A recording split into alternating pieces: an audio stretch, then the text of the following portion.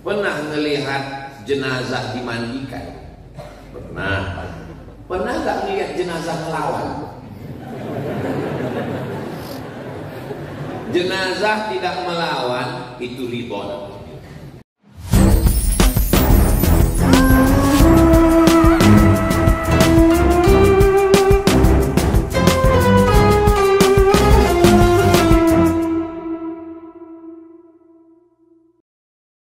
Cara membagi zakat mal, bolehkah ke orang tua kita sendiri, saudara kandung?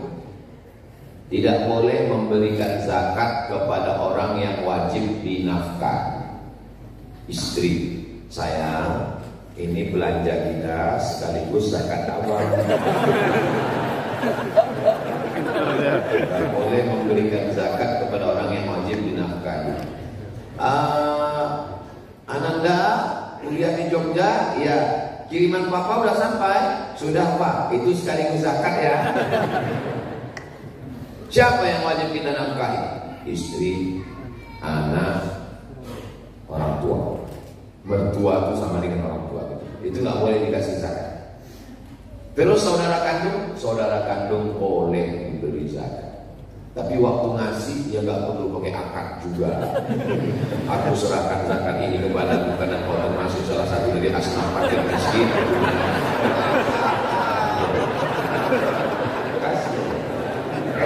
Kasih aja. Niat dalam hati adalah zakat. Tapi menurut saya kalau untuk melihat bapak-bapak yang hidupnya makmur, senang, tenang, kenyang, lenang ini, kalau untuk saudara kandung ya kasih sedekah aja.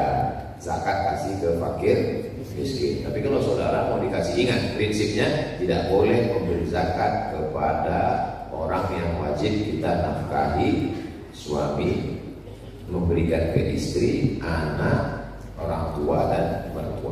2. Bagaimana cara menangani perbedaan pendapat atau pandangan antara teman seiman tanpa merusak hubungan persaudaraan kita dalam Islam? Contoh, Subhanal Malikil Ma'bud, Subhanal Malikil Mawjud, Subhanal Malikil Hayyil Ladzi la yanamu wa la yamutu wa la yafutu abada, Subbuhun Quddus Rabbuna wa Rabbul Malaikati war Ruh.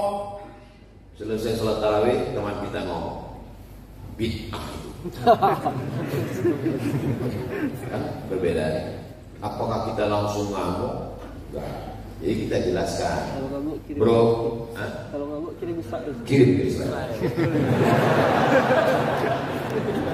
Jadi gini, dulu ketika selesai 2 rakaat mereka langsung berdiri. Assalamualaikum warahmatullahi wabarakatuh. Selesai 4 rakaat duduk, meluruskan urat-urat kaki karena berdirinya lama. Duduk istirahat itu namanya tarwihah. Apa namanya? Tarwihah. Duduk istirahat lagi tarwihah. Duduk istirahat lagi tarwihah. Jamak dari tarwihah tarawih. Tarawih artinya sholat yang ada duduk istirahat. Nah, waktu duduk istirahat itu di Makkah dulu mereka tawaf. Duduk istirahat untuk meluruskan urat kaki, saya tawaf dulu. Waktu tawaf itu bunyi tawaf itu apa bunyinya? Subhanallah, alhamdulillah, wa la ilaha illallah, wallahu akbar, subhanallah. Bagian tawaf, yang enggak tawaf, itulah dia baca Subhanal Malikil Ma'bud, Subhanal Malikil Mawjud. Jadi perbuatan bersolawat, bertasbih, bertahmid di sela-sela tarawih tidak bid'ah. Kata Syekh Atiyah Safar, bukan kata Abu Somad. Jangan bilang kata Abu Somad. Kalau bilang menurut Ustaz Somad, Abu Somad itu yang pelaku bid'ah. Menurut Syekh Atiyah Safar. Mana referensinya? Nama kitabnya Fatawa Al-Azhar, kumpulan fatwa-fatwa dari ulama Al-Azhar. Itu salah satu contoh kalau kita berbeda pendapat. Sebenarnya berbeda pendapat ini tidak pernah terlalu masalah berbeda pendapat ini. Yang masalah itu berbeda pendapatan. Usalli fardhus subhi raka'ataini. Yang satu usolli, menunjukkan identitas usolli. Yang satu lagi juga ingin menunjukkan identitasnya, enggak pakai usolli. Begitu kita di masjid Kebetulan yang ini mau menunjukkan musollinya, yang ini mau menunjukkan enggak musollinya, yang sebelah preman baru tobat Ramadan ini. Ya heran, kusangka waktu aku mabuk-mabuk dulu, kusangka kalian aman di dalam. Ternyata lebih solid kami di luar. Akhirnya dia gagal, aku batalkan aja lah hijrahnya. Aku mabuk lagi, nengok kalian lebih mabuk aku lagi. Jadi kita tinggal jelaskan. Ente kenapa pakai musolli? Niat itu kan letaknya dalam hati. Bukakan dia kitab fikih 4 mazhab. Nih, menurut mazhab Maliki, melafazkan niat musolli itu laisa bimasyru', tidak disyariatkan. Menurut mazhab Hambali, mengucapkan musolli itu adalah tidak sunnah. Tapi menurut mazhab Syafi'i mustahab, dianjurkan. Untuk apa dianjurkan? Lidaf'il waswasah, untuk menolak waswasah, ragu-ragu. Coba kalau nggak pakai, bagi orang yang ragu-ragu nggak pakai usul, Allahu Akbar. Tarawih apa witir ya?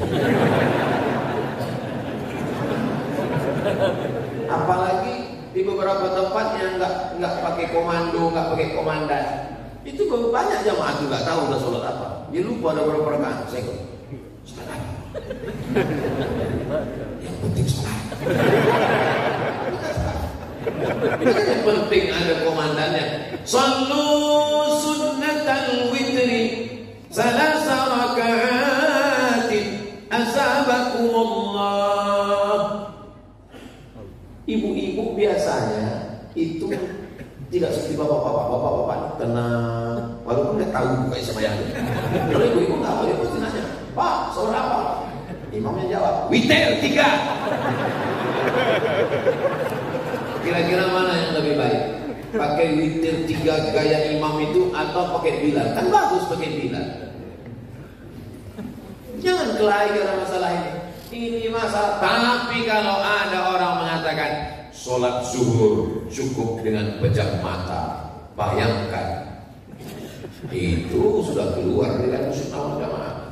Ada pun masalah bismillah sir jahar, masalah 21 witir atau 3 rakaat 1 salam, masalah subhanallah malikul ma'bud. Tapi memang kita ini selalu mempermasalahkan yang tak masalah, yang benar-benar masalah malah tidak dianggap masalah.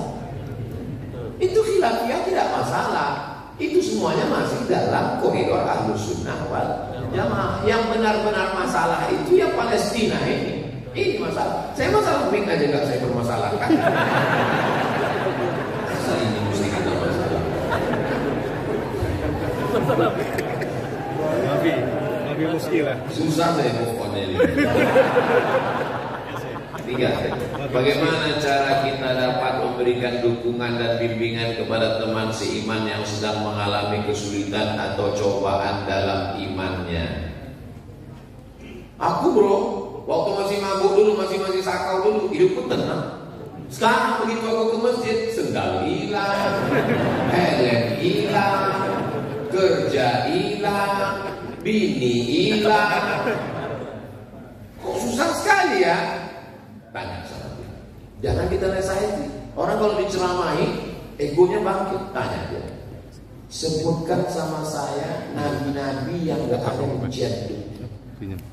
Nabi Ibrahim ketemu dengan bapak penyembah berhala, ketemu dengan umat penyembah bintang-bintang, dibakar dengan api, istrinya mau diambil, menikah dengan Sarah gak punya anak, nikah dengan Hajar gak punya anak, 86 tahun lahir anak, setelah dapat anak disuruh asingkan ke Baitullah dekat Ka'bah, setelah anak dewasa mau disembelih. Nabi Musa belum lagi lahir sudah ada razia, sampai lahir laki-laki sembelih, dihanyutkan ke Sungai Nil, tinggal di rumah Fir'aun. Setelah dewasa meninju 2 masyarakat yang berkelahi, terusir dari istana, mengembala kambing 8 tahun, dikejar-kejar Fir'aun. Siapa yang tidak punya ujian? Dia diajak untuk berpikir, oh iya ya, Nabi Musa aja begitu, Nabi Muhammad apa lagi? Mereka ada yang penghuni surga, ujian hidupnya begitu. Apalagi aku yang status belum jelas. Begitu cara kita. Jadi kita jelaskan, hubungan kita dengan Allah ini dibangun dengan dua. Yang pertama, husnuzon. Apapun yang diberikan Allah kepada kita, kita husnuzon. Saya husnuzon. Apa yang diberikan Allah pada saya, itulah yang terbaik. Ini kadang kita ini banyak, kita punya program. Kita tidak serahkan pada Allah, tapi kita paksa Allah untuk ikut kita. Ini anak-anak muda nih yang lagi kuliah jatuh cinta, dipaksanya Allah untuk ikut. Ya Allah, aku sedang jatuh cinta, tolong buat dia jatuh cinta padaku. Kalau dia belum punya calon, jadikan aku calon. Kalau dia sudah punya calon, matikan calon. Doa apa ini? Kok jadi maksa Tuhan? Malaikat yang dengar doamu itu, kata malaikat, matikan aja ini. Kata Allah, jangan. Apa doa? Kenapa kau paksa Tuhan? Kita hanya berusaha dan berikhtiar. Keputusan terakhirnya tetap kepada Allah. Suruh jam 6.10. Jadi, oh ternyata kita udah habis waktunya.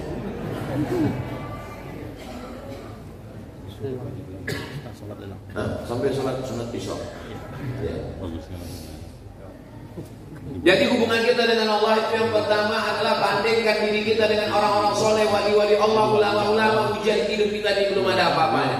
Yang pertama kita bandingkan. Yang kedua, husnuzon kepada Allah. Yang ketiga, ridho. Ridho itu apa Pak Ustaz?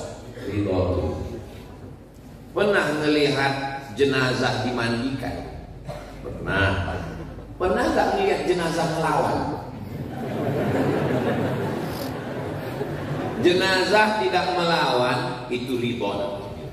Jadi kalau saya jelaskan makna ridho, lughatan ridho, wastilahan ridho menurut etimologi sulit. Cara menjelaskan ridho gitu aja. Pernah melihat jenazah dimandikan? Ya. Pernah melihat waktu hidungnya dikorek melawan? Enggak. Itulah ridho. Ridho itu artinya sururul qalbi bimururil qada. Hati merasa bahagia dengan melewati takdir dari Allah SWT. Setelah usaha dan itu bedanya dengan Jabariyah Ahlus Sunnah wal Jamaah. Jangan sampai dipotong ini. Jangan sampai besok bapak nggak kerja, nggak cari makan, nyantai. Dia pasti tanya istrinya, abang nggak usaha? Kita seperti mayat. Itu kan ridho, goblok.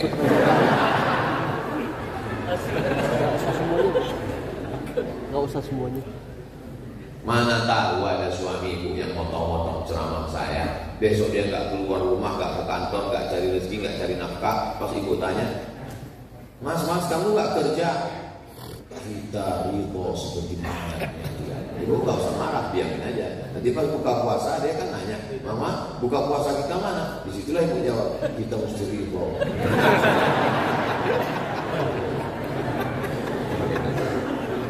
Izin bertanya Ustaz, sebagai anak dan murid, pendapat mana yang harus kita utamakan? Pendapat orang tua atau guru kita? Lihat dulu orang tuanya. Orang tuanya setan. Anak dipaksanya nikah dengan donatur yang belum tentu jelas untuk membangunkan kelas. Anak suci, bersih, gak pernah pacaran, hafal Quran, dinikahkan dengan orang yang tidak jelas, penipu, pembohong. Itu orang tua yang tidak patut dipatuhi. Tapi karena anak ini ingin berbakti, akhirnya nikahnya nikah siri lagi, tidak jelas surat nikahnya. Istri pertama mengaku laki-laki ini supaya bapaknya. Akhirnya dia merasa, aku tidak pernah buat dosa, kenapa ujian hidupku begitu berat? Itulah sekelumit dari film yang berjudul Perjalanan Pembuktian Cinta. Allah di bioskop. Saya belum nonton, baru ketemu sama saudaranya yang mendengar ceritanya itu, Allah luar biasa. Dan itu true story, diambil dari kisah nyata. Dan potong kirim ke Reni Reza. Pokoknya mantap lah total ya. Yang Indonesia. Kalau orang tuanya beriman kepada Allah, jadi begini. Ini suami, ini istri. Allah tidak bertempat. Allah maujud bila makan. Allah ada tanpa tempat. Kalau menunjuk itu hanya sebagai perumpamaan. Ini suami, ini istri. Tujuan mencari ridho Allah. Dia semakin dekat kepada Allah nanti semakin dekat atau makin jauh? Makin dekat. Ini ridho Allah. Suami berjalan menuju ridho Allah, istri juga berjalan menuju ridho Allah. Dia makin dekat atau makin jauh? Makin dekat. Begitu juga dengan guru dan orang tua. Guru di sini, orang tua di sini. Dua-duanya mencari ridho Allah.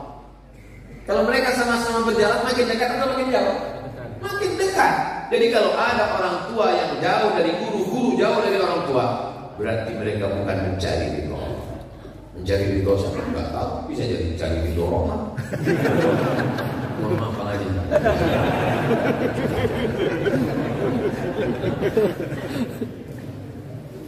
Tidak akan mungkin ada orang tua berbeda dengan guru, dan tidak akan mungkin ada guru yang menyuruh anak durhaka kepada orang tua. Begitu juga banyak yang bertanya, Ustaz, saya ikut suami saya atau ikut ayah saya? Ini suamimu, ini ayahmu. Kalau suamimu mencari ridho Allah, ayahmu juga mencari ridho Allah, mereka akan ketemu pada ridho Allah. Termasuk kita subuh ini, kita sama-sama mencari ridho Allah dan bertemu kita di sini. Aku tidak pernah mencari kamu, kamu pun tidak pernah mencari aku. Panitia mempertemukan kita. Yang terakhir, saya ingin bertanya. Saya pernah bernazar kepada ibu saya waktu kritis. Jika ibu saya sembuh, saya memotong 1 ekor kambing. Terus ibu saya sembuh sehat. Tapi jangka waktu seminggu ibu saya sakit lagi dan meninggal dunia. Apakah nazar itu berlaku? Berlaku, karena dia sempat sehat. Kita kan nazarnya sempat sehat. Jadi kata kunci keywordnya adalah sehat. Jadi bernazar. Sebetulnya nazar itu mengeluarkan uang orang yang bakhil. Nazar itu orang bakhil gak mau keluar uang kecuali melalui nazar. Dia mau beribadah, tapi dia tahu menawar dulu dengan Allah. Ya Allah, aku mau ini potong kambing, tapi luluskan dulu anak. Kalau nggak lulus sampai mati aku nggak akan potong kambing.